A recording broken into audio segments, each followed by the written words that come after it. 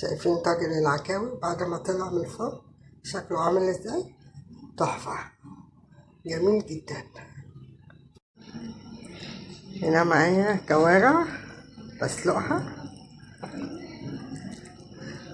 شيل منها الريم من على الوش واسيبها بقى على نار هادية لغاية ما تستوي. كده بقى الكوارع كانت استوت على الاخر، بتستوي تاني لوحديها والعظم بينزل لوحده. انا هاخد منها شوية شوربة اسوي بيها ورق العنب. ساعد المواسير استوت لوحدها، شايفين كله نزل من بعضه، شايفين مستوية ودايبة ازاي.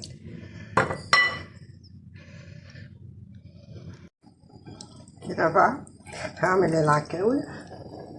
معايا هنا معلقة سمنة بلدي كبيرة، ومعايا هنا فصين توم حلوين، بنزل عليها كده وبقلب.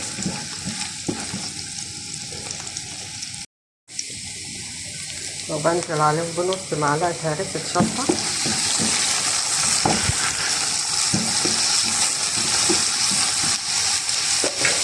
بنزل عليهم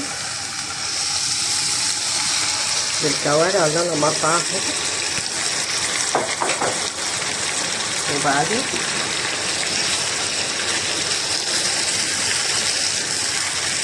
افضل اقلب فيها كده شوية، بنزل عليه واحدتين طماطم عصير مش كتير، مش هنزل بصلصة عشان خاطر ما تبقاش تقيلة، عشان انا هحط في الفرن.